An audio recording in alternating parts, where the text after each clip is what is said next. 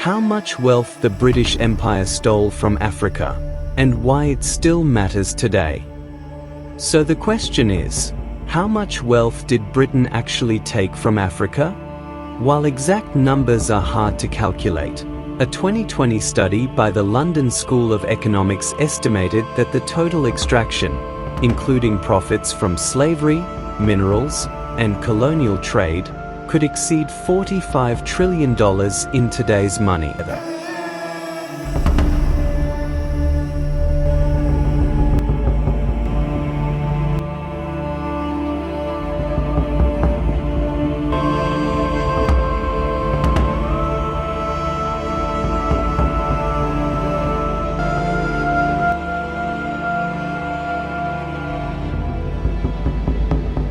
Hello, my name is Remmy, and I am your host. Welcome back to Frontline Macroanalysis TV. Today, we dive deep into one of the most overlooked yet defining economic stories in world history: how much wealth the British Empire extracted, exploited, and ultimately stole from Africa. We'll explore what was taken, how it was done, the lasting economic damage, and how traces of this extraction still shape Africa's relationship with Britain and global financial systems today. This isn't about resentment, it's about reckoning with facts. Part 1. The beginning, how it all started. To understand what the British Empire took from Africa, we first have to understand how Britain got there. Britain's involvement began with trade. At least that's what the history books say. But behind that trade was violence, coercion, and theft on an industrial scale.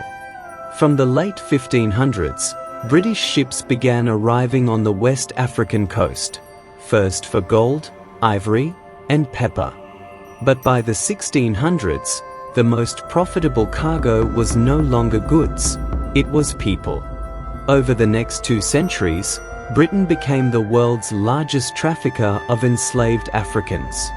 Historians estimate that British ships transported over 3 million Africans across the Atlantic. The profits from slavery built ports like Liverpool and Bristol, funded banks like Barclays, and even laid the foundations of the Bank of England's early capital city. Part 2. Counting the cost of the slave economy. So, how much was that worth? Economists like Dr. David Richardson and historian Eric Williams have estimated that profits from the slave trade and slave labor in the Caribbean generated the equivalent of hundreds of billions of pounds in today's value. But Africa, the source, got nothing. Instead, millions died. Entire societies were destabilized. Political systems collapsed, and traditional economies were replaced with violent dependency on European traders.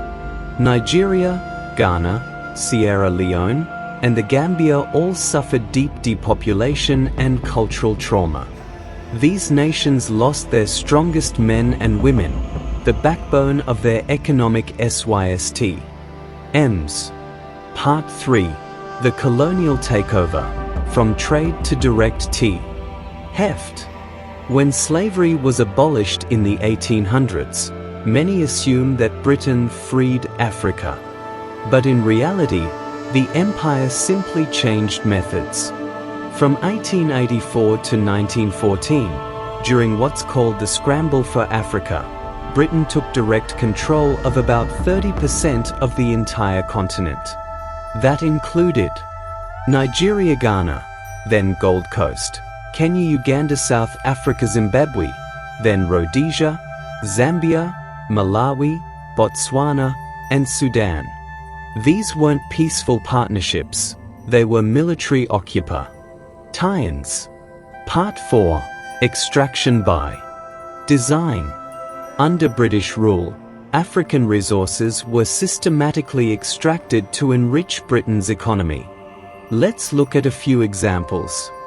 Gold and minerals from Ghana and South Africa.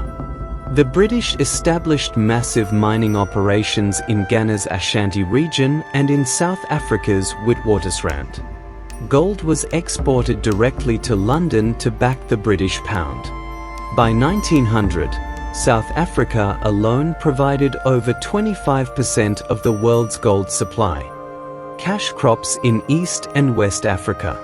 In Kenya, large tracts of fertile land were taken from Africans and handed to British settlers to grow tea and coffee. In Nigeria, cocoa and palm oil became key exports, but African farmers were paid a fraction of the value, while profits went to British trading firms like the Royal Niger Company, which later became part of Unilever. Taxation and forced labor. Africans were forced to pay hut taxes, literally a tax for living in their own homes. To pay it, they had to work for colonial employers.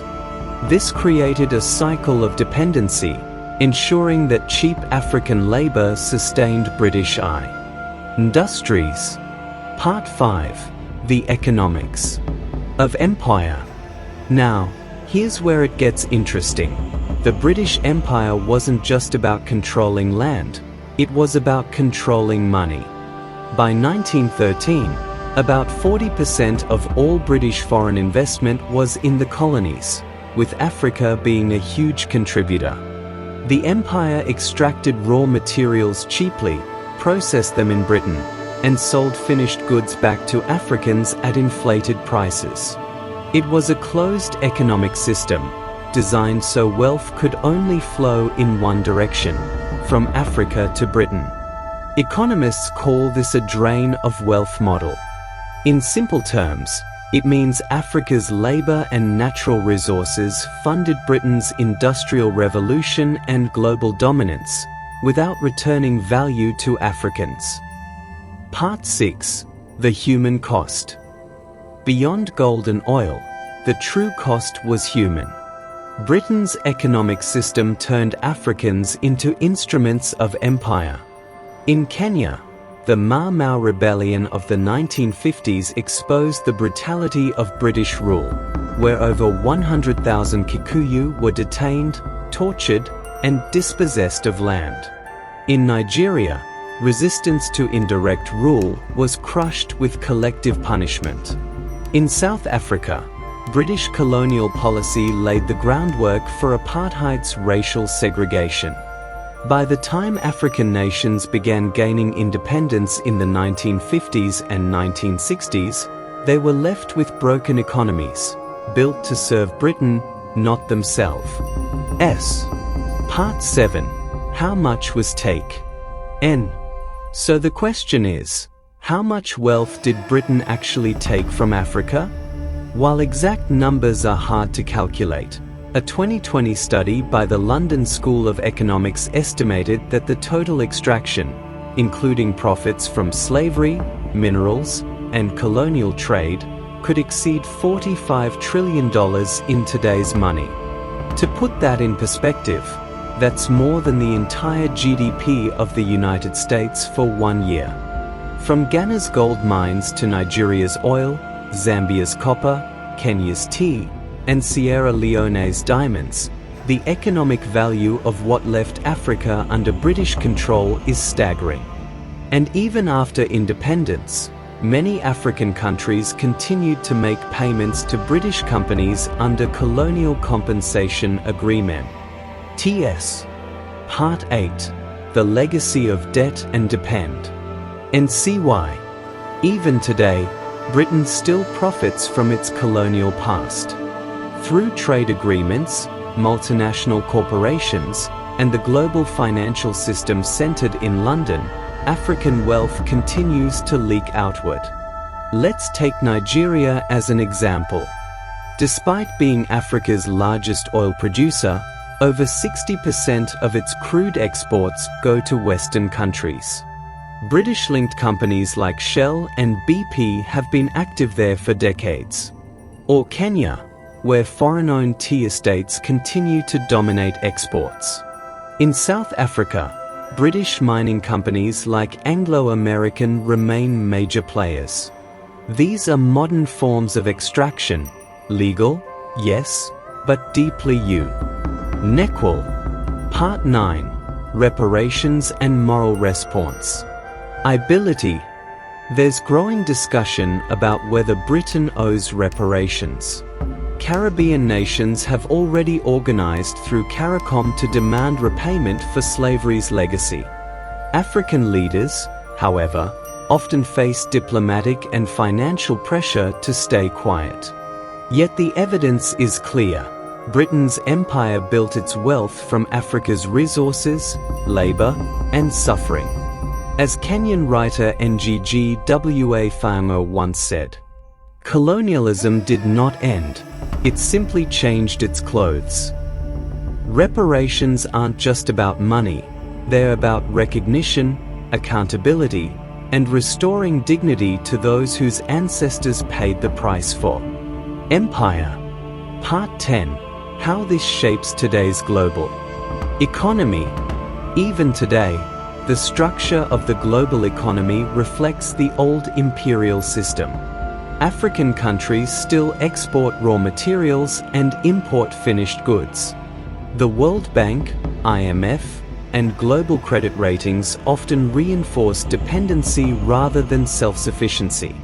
When you trace the flow of capital, where profits end up, you'll find that much still returns to financial hubs like London.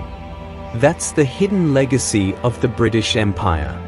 A system where Africa's growth funds someone else. Ease wealth. Part 11. The road ahead, Breakin. G. The cycle. But Africa is changing. New regional trade blocs like the African Continental Free Trade Area, AFCFTA, are building the foundation for economic independence. Countries like Rwanda, Ghana, and Kenya are prioritizing manufacturing and digital innovation. Youth-led movements are demanding the return of stolen artifacts and colonial-era documents that hold historical and financial value. And perhaps most importantly, Africans are reclaiming the narrative, telling their own story about what was taken and what must be rebuilt. Part 12. Fin. All reflections. So, how much did Britain steal from Africa? Enough to build an empire. Enough to fund centuries of industrial dominance. Enough to leave an entire continent in structural poverty. But Africa's story doesn't end with what was stolen. It continues with what's being reclaimed. The British Empire may be gone, but its economic fingerprints remain. The question now is, will history repeat itself, or will Africa finally own its wealth, its narrative, and its future? If you found this analysis valuable, share this video, because the truth about Africa's economic past deserves to be known. Subscribe to Frontline Macroanalysis TV for more deep dives into the forces shaping your world economy. I'm Remmy, and this has been the hidden wealth of empire. See you next time. Together.